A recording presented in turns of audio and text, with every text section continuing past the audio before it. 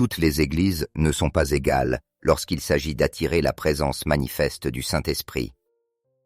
La vérité choquante, c'est que la plupart des églises que nous voyons aujourd'hui fonctionnent sans la présence du Saint-Esprit, et elles ne s'en rendent même pas compte.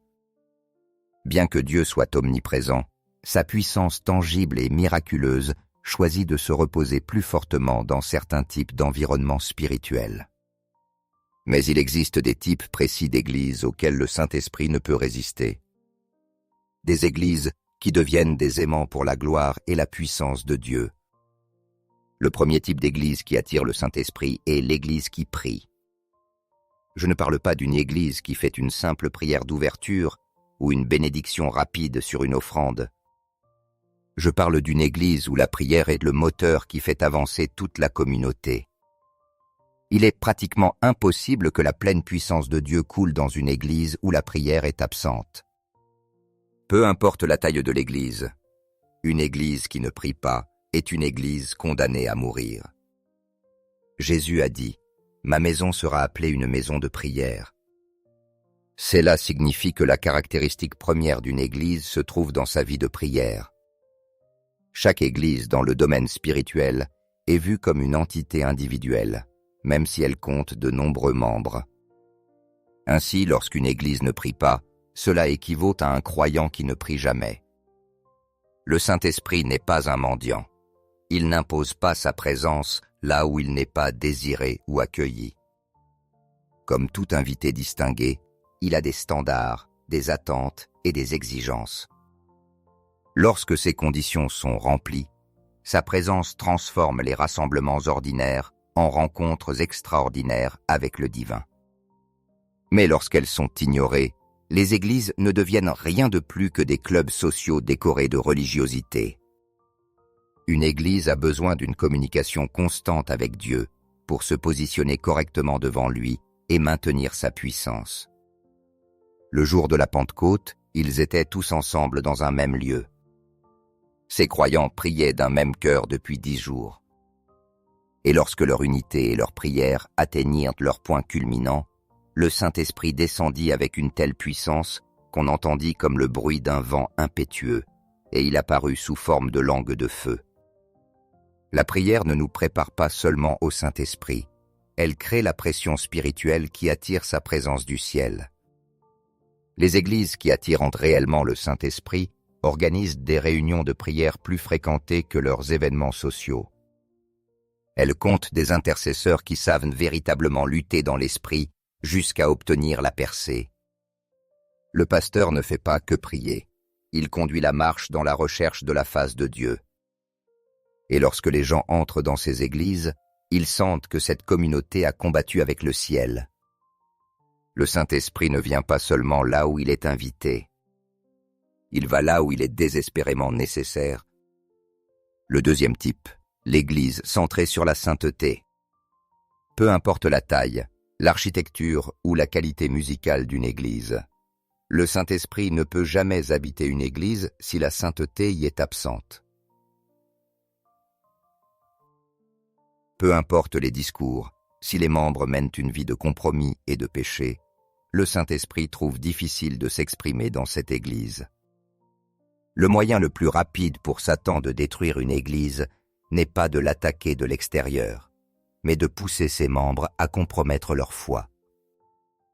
Une fois le compromis installé, la gloire de Dieu commence à se retirer. Jésus a averti l'église de Sardes, Apocalypse 3, 1. « Tu passes pour être vivant, mais tu es mort. » Une église peut sembler vivante, mais être morte spirituellement. Jésus revient pour une église sans tache ni ride. Lorsqu'une église embrasse la sainteté, elle devient un sanctuaire où le Saint-Esprit agit sans entrave. La sainteté ne signifie pas perfection, mais séparation du système du monde et consécration aux voies de Dieu. Le Saint-Esprit exige une sainteté au présent, pas seulement des témoignages passés ou des promesses futures.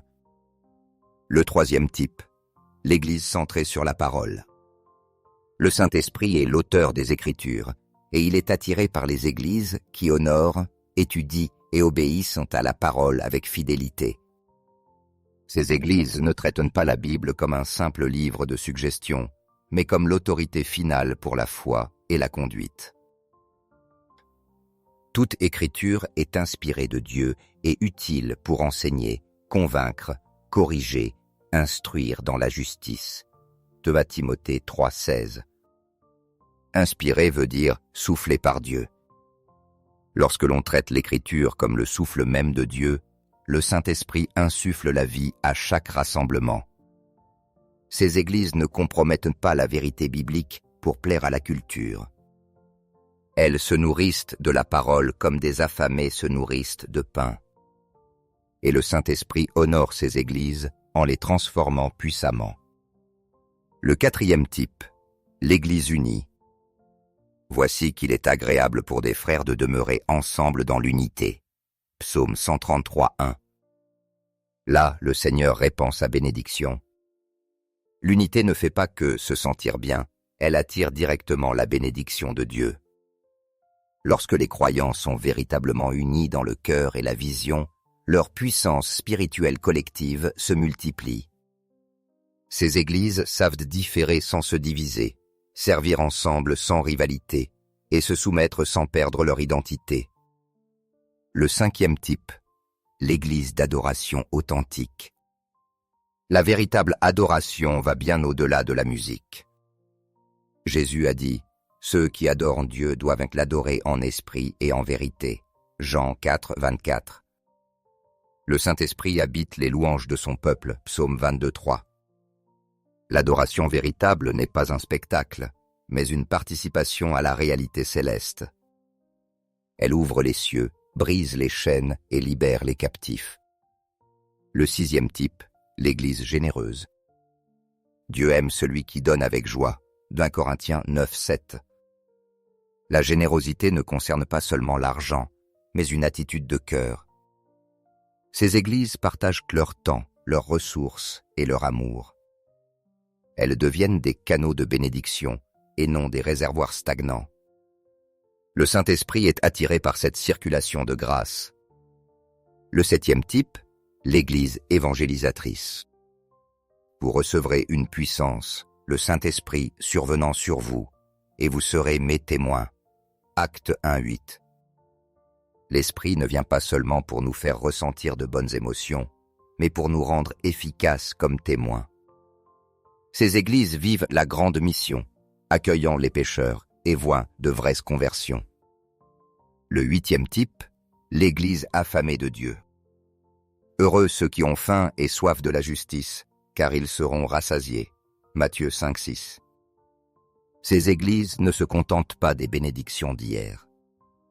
Elles cherchent constamment de nouvelles révélations et expériences profondes avec Dieu.